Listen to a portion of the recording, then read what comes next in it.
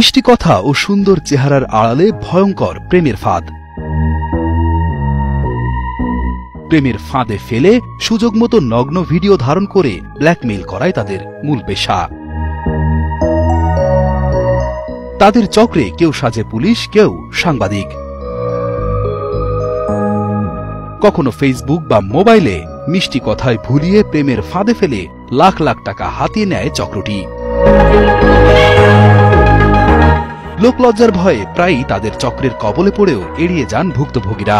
এই চক্রটির ঘাঁটি সাভারের আশুলিয়াতে। গেল 20 এপ্রিল পূর্ব পরিচয় সূত্র ধরে আশুলিয়ার জিরানি এলাকার সড়ক থেকে মোটরসাইকেলে ইমন নামের এক যুবককে তুলে নিয়ে যায় পার্শ্ববর্তী জঙ্গলে।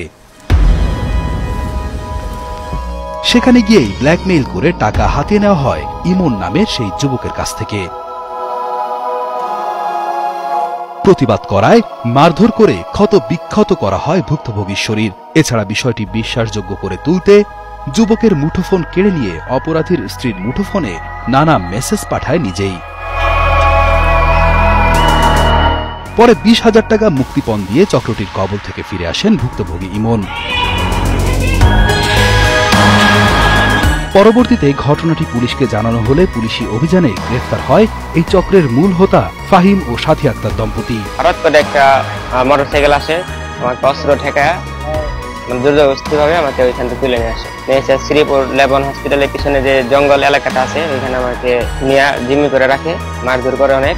আমার কাছ থেকে মোবাইলটা নিয়ে ওনারা সব আগে থেকেই প্ল্যান করেছে। যে আমাকে কিডন্যাপ করে নিয়ে এসে সে হচ্ছে ফাহিম।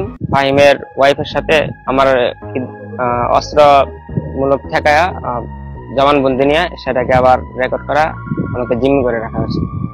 20,000 টাকা দেওয়ার পরে আমাকে মুক্তি দেওয়া হয়।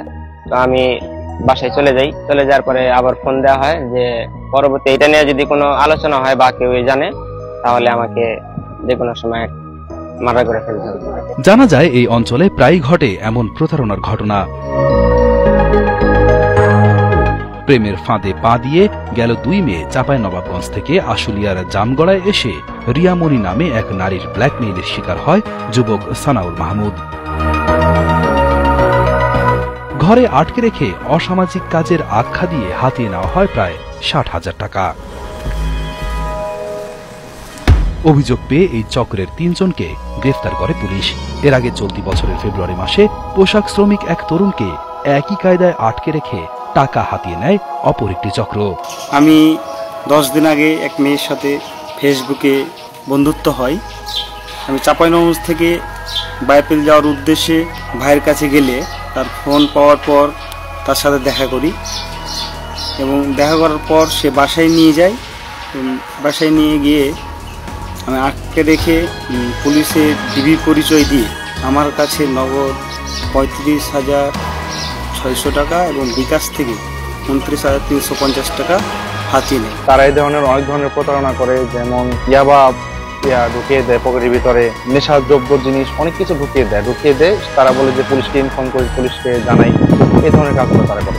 আশুলিয়ার বিভিন্ন স্থানে অভিযানে এমন একাধিক চক্র আইন শৃঙ্খলা বাহিনীর হাতে গ্রেফতার হলেও কমছে না তাদের দৌরাত্ম্য। এসব প্রতারকদের মিষ্টি কথায় না ভুলে আরো সচেতন হওয়ার পরামর্শ দেন আশুলিয়া থানার উপপরিদর্শক শরীফ আহমেদ। আমরা বন্ধু নির্বাচন করি বা বান্ধবী নির্বাচন করি বা ফ্রেন্ড বা ভাই বা যাই একটা সম্পর্ক করি, সেক্ষেত্রে আমাদের আগে তার পরিচয়, তার ডিটেলস জানতে হবে। তার সাথে যে রিলেশনে যাই তার সম্পর্কে ডিটেলস জেনে শুনে তারপর যাইতে হবে। অন্যথায় যে কোনো ধরনের বিপদের সম্মুখীন হতে পারে।